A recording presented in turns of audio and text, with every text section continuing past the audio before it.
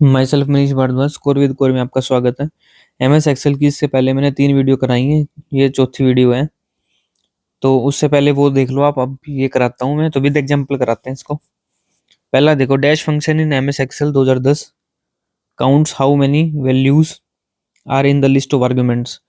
कह रहा है कि लिस्ट है आर्गुमेंट्स की, उसमें कितनी वैल्यूज होंगी ये काउंट करना है। तो ये कौन सा फंक्शन है? ये काउंट इफ फंक्शन होता है, नहीं सॉरी, काउंट ए फंक्शन होता है। आर्गुमेंट्स करनी है ना, आर्ग्यूमेंट्स, लिस्ट ऑफ आर्ग्यूमेंट, तो काउंट ए आ गया ना बीच में, तो बी आंसर है इसका।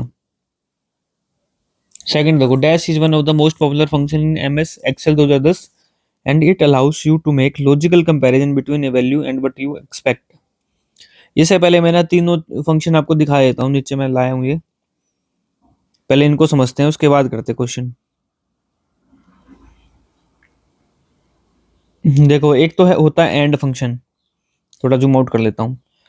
एंड फंक्शन क्या करता है? देखो, आपने इक्वल टू एंड डाल दिया यहाँ, B5 ग्रेटर देन 75 और डैश B5 लेस देन 90।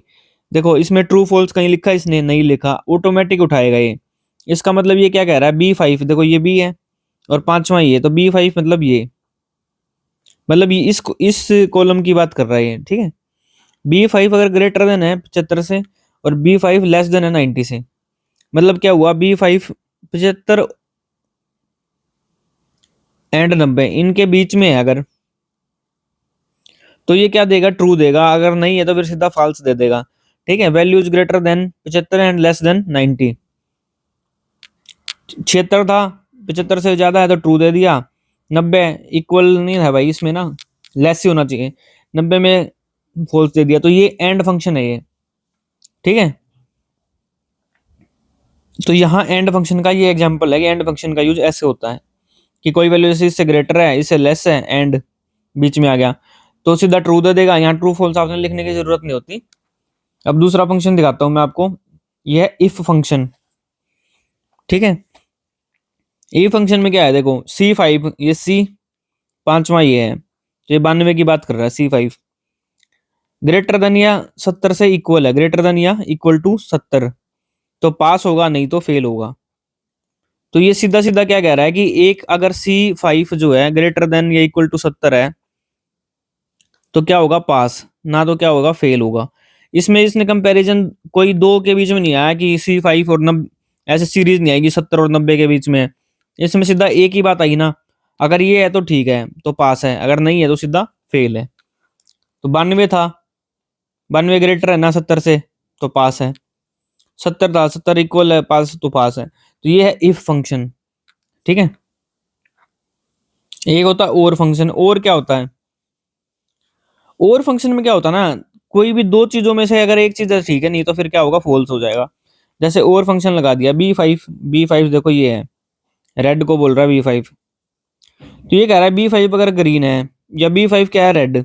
अगर इन दोनों में से है ना, एनी ऑफ टू, यार इन दोनों में से है अगर, तो ये ट्रू होगा। इसने लिखने की जरूरत नहीं होती, ट्रू इसका मतलब ये इस फंक्शन का। अगर इनमें से एक होगा, अगर इनमें से कोई नहीं होगा तो फिर क्या होगा? फॉल्स होगा, ठीक है। जैसे रेड था, ट्रू आ गया। ब्लू ना तो ग्रीन है ना रेड है, तो क्या हो गया? फॉल्स हो गया। तो ये है और फंक्शन। अब इस पे क्वेश्चंस कर लेते हैं।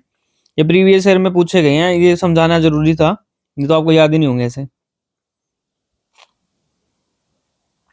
देखो, dash is one of the most popular function in MS Excel 2010 and it allows you to make logical comparison between a value and what you expect.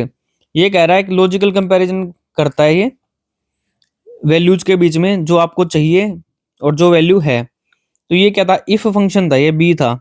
If function मैंने अभी बताया ना कि इफ ऐसे फंक्शन लगा, इक्वल टू ऐसे, if ऐसे function लगा दिया कि भाई B5 जो कॉलम है ग्रेटर देन और 70 के इक्वल है ना, ठीक है। ऐसे था तो क्या था वो, तो बता दिया कि ट्रू है, नहीं तो फॉल्स है। तो सीधा एक कंपैरिजन में बता रहा ना ये कि ये है तो ठीक है, नहीं तो फिर फॉल्स हो जाएगा, ठीक है। तो बी है ये, कंपैरिजन, लॉजिकल कंपैरिजन कर रहा है। थर्ड क्वेश्चन देखो, which of the following logical function in MS Excel 7 checks whether all the arguments are true and return the result as true if all the arguments are true. ये कह रहा है ये function check करता है कि जब सारी आर्गुमेंट्स क्या हैं? ट्रू हैं, तो ट्रू रिटर्न कर देगा, नहीं है तो फिर फॉल्स रिटर्न करेगा, लिखने की जरूरत नहीं है फॉल्स, नहीं तो फिर फॉल्स रिटर्न करेगा। एंड आ गया ना, एंड ही है, ये सी आंसर है। अभी एंड बताया था ना मैंने आपको, इक्वल टू जैसे एंड था, जैसे B5 जो था ग्रेटर देन 70 है, कोमा B5 लेस देन 90, तो ये एंड ही हो गया, या तो इससे ग्रेटर हो इससे लेस देन हो, ठीक है, तो इसका आंसर हो गया एंड। देखो ये आपको समझना पड़ेगा क्वेश्चन को, ऐसे ही अटपटे आएंगे क्वेश्चन। फोर्थ क्वेश्चन देखो, which of the following logical function in MS Excel 2007 is used to check if any of the arguments are true. अब मैंने एनी का केस बताया था ना, तो ग्रीन और नीचे बताया था अभी, ग्रीन और रेड वाला, इन दोनों में से अगर ठीक है तो ट्रू है, अगर इन दोनों में से नहीं है तो फिर फॉल्स है। तो ये क्या था, और फंक्शन था, सी आंसर है। ये क्या था, और फंक्शन था। फिफ्थ क्वेश्चन देखो, what is the cell address of the cell in 10th row. देखो रो क्या होती है, 1 2 3 4 5 ऐसे होती है ना, तो 10th रो है तो 10। फिफ्थ कॉलम, पांचवा कॉलम, पहले लिखते हैं कॉलम। अब पांचवें नंबर पे कौन सा होता है, ई आता है अल्फाबेट में, तो E10 हो गया, ठीक है, कॉलम को अल्फाबेट से लिखते हैं ABCD, तो पांचवें नंबर पे ई आता है, पहले ई फिर 10, बी आंसर हो गया। छठा question, what is the maximum height of a row in Excel 2010। Maximum height row की कितनी होती है, 409 पॉइंट होती है, बी आंसर है। 7 देखो, which of the following notation used to represent a cell range that include cell एक A1 A2 A3 A5 इन MS Excel sheet. जब आपको रेंज सेलेक्ट करनी है ना, रेंज को डिनोट करना है, तो क्या करोगे, वैसे A1 और जहां तक करना है ना, जो एंड वाली है A5, बीच में ये कोलन लगाते हो आप, ठीक है। तो ये ऑप्शन देख लो कौन सा ए ऑप्शन है। जब भी किसी कॉलम या सेल के बाहर ऐसे डॉलर का साइन आ जाए ना, उसका मतलब ये होता है एब्सोल्यूट वैल्यू बोलते हैं इसको, एब्सोल्यूट वैल्यू, ठीक है, कि ये वैल्यू चेंज नहीं होती। रेंज सेलेक्ट करनी हो तो A1 से A5 ये होगा कॉलन वाला। एट्थ क्वेश्चन देखो, MS एक्सेल 2010 के अंदर function provides only the current system date. Current date चाहिए, करंट डेट में मतलब अभी की चाहिए ना, करंट आज की चाहिए, करंट आज का ही होगा, तो टुडे फंक्शन है, ए आंसर है। MS एक्सेल 2010 में dash function provide the current system date and time. जो सिस्टम में डेट और टाइम चल रहा है वो चाहिए, तो नाउ, अभी की बात हो रही है, अभी क्या टाइम चल रहा है या अभी क्या है, नाउ फंक्शन होता है उसमें। 10वां question, counting the number of cell in range with specific criteria in MS Excel 2010 can be done using. ये कह रहा है स्पेसिफिक क्राइटेरिया से हमने क्या करना है, नंबर ऑफ सेल्स काउंट करने, तो इसको काउंट इफ बोलते हैं, डी स्पेसिफिक क्राइटेरिया है यहाँ, कुछ क्राइटेरिया तो काउंट इफ बोलेंगे इसको, इस फंक्शन को। 11वां question, in MS Excel dash looks up values in reference or array. Looks up का मतलब क्या होता है, कि वो चेक करेगा एक तरीके से, कौन सा फंक्शन चेक करता है, जैसे आपने कोई वैल्यू दे दी वो मैच करनी है। लुक्स अप एरे का मतलब ये होता है कि आप एक वैल्यू मैच करोगे, तो मैच फंक्शन करेगा डी, रेफरेंस या एरे में से कोई मैच करेगा, ठीक है, एग्जैक्ट यही है कि नहीं है। 12th question, dash function use in MS Excel 2010 for rounding the number down. अब ये फंक्शन ना मैं समझा देता हूँ, प्रैक्टिकली समझाता हूँ, 12वां और 13वां। एक होता है फ्लोर और एक होता है सीलिंग। मैं इसका क्वेश्चन दे रहा हूँ, ये रहा। देखो फ्लोर फंक्शन क्या कहता है, फ्लोर फंक्शन ये देखो, फ्लोर B5 C5, B5 देखो कहाँ है, ये है B5, और C5 क्या है, ये 3 है, ठीक है। फ्लोर फंक्शन का मतलब क्या होगा, जैसे 10 है, नंबर क्या है 10, मल्टीपल क्या है 3, तो इसमें क्या होगा, इसमें ये होगा कि जो 3 का मल्टीपल होगा ना, फ्लोर लिख दिया, फ्लोर क्या होता है, फर्श को बोलते हैं फ्लोर, यानी नीचे। तो 3 का ऐसा कौन सा मल्टीपल है जो 10 के आसपास होगा, ठीक है, नीचे होगा, राउंड टू नियरेस्ट 3, ठीक है, round to nearest 3, largest number round to nearest 3, largest number भी होगा ये। तो 3 का मल्टीपल 9 होता है जो 10 के आसपास होता है, तो फ्लोर डाउन, जब डाउन फंक्शन लगाना होता है उसको बोलते हैं फ्लोर, फर्श, ठीक है। अब यही सीलिंग देख लो, सीलिंग क्या होती है। अब यहाँ 3 का मल्टीपल चाहिए, इसको क्या चाहिए, सीलिंग है ना, सीलिंग क्या होती है, छत, यानी लार्जेस्ट नंबर जो इससे बाद वाला है। फ्लोर में तो डाउन वाला था, इसमें क्या आएगा, बाद वाला, अप वाला। तो 10 3 का मल्टीपल क्या आ गया, 12, जो 10 के पास है, राउंड टू नियरेस्ट 3, ठीक है, तो ये 12 है। तो सीलिंग और फ्लोर का आपको पता लग गया होगा, ये मैं आपको PDF प्रोवाइड कर दूंगा, उसमें एक बार देख लेना, प्रैक्टिकल चीजें ना, तभी याद होंगे ये। क्वेश्चन पे आते हैं अभी। तो dash function use in Excel 2010 for rounding the number down. Number को राउंडिंग डाउन करने के लिए कौन सा फंक्शन था? फ्लोट था, C. Dash function is use in MS Excel 2010 for rounding the number up. Up करने के लिए क्या था? सीलिंग था। डी आंसर हो गया भाई, सीलिंग। ठीक है, तो ये आपको सारे समझ आ गए होंगे। एक बार मैं दोबारा से रिवाइज के लिए एक बार ये भी बता देता हूँ।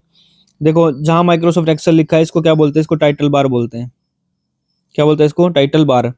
ये जो सारा ये दिख रहा है ना आपको, इसको क्या बोलते हैं? इसको रिबन बोलते हैं। ये हेल्प बटन हो गया। ये क्या है? ये स्टेटस बार है। इसको क्या बोलते हैं? Status bar. ठीक है, यहाँ जूम इन जूम आउट होता है। जूम कम, सबसे कम जूम कितना होता है? 10% एक्सेल के अंदर। और मैक्सिमम जूम होता है 400%। वर्ड के अंदर क्या है? मिनिमम तो 10% ही होता है, लेकिन मैक्सिमम जो होता है ना वो 500% होता है। किसमें? वर्ड में। और ये एक्सेल में कितना होता है? 400%। और इसमें क्या था? हाँ, ये शीट 1, शीट 2, शीट 3, ये 3 डिफॉल्ट शो करती हैं। शीट 1 नाम होता है वर्कशीट का। और ये क्या चल रहा है? ये वर्कशीट बोलते हैं इसको, जिस पे आप काम करते हो। ठीक है, और जो क्या बोलते हैं आपको, फ़ॉन्ट का साइज होता है ना, 8 से 72 के बीच में होता है। वर्ड में भी वही होता है, एक्सेल में भी वही होता है। और ये फंक्शन देख लो, होम, इंसर्ट, मतलब वो देख लो क्या क्या टैब है। Page layout, formula, data, review, view. Review में क्या आता है? स्पेलिंग चेक होगी आपकी। ठीक है, और थ्रेशर्ड्स वगैरह हो गया, वो रिव्यू में आता है। पेज लेआउट में पेज की ओरिएंटेशन वगैरह होगी, हाइट वगैरह कितनी है, वो पेज लेआउट में आता है। फॉर्मूलाज में फॉर्मूला आते हैं। ठीक है, तो आई होप आपको ये वीडियो पसंद आई होगी। अभी ना फॉर्मूलाज वाला जो रहता है अभी, कि फॉर्मूला और फंक्शन वाला, मैं जैसे आज सीलिंग वगैरह इनका दिखाया ना मैंने, तो मैं ऐसे कोशिश करूंगा कि मैं आपको एक एक सारा विद एग्जांपल दिखाऊं, तभी आपको ये याद होंगे। और अगर आपके पास पीसी है तो उसमें आप ये भर के देखो, लगा के देखो, तो आप कभी भूलोगे नहीं। ऐसे रट्टे मारने से कुछ नहीं, नोट्स पढ़ने से कुछ नहीं होगा। एक्सेल वगैरह, एमएस वर्ड वगैरह प्रैक्टिकल करोगे तभी आएगा। ठीक है, तो आई होप आपको ये वीडियो पसंद आई होगी, तो लाइक कर देना, और कुछ समझ ना आया हो तो कमेंट कर देना, और चैनल जो नया है वो सब्सक्राइब कर लेना। तो आज की वीडियो में इतना ही।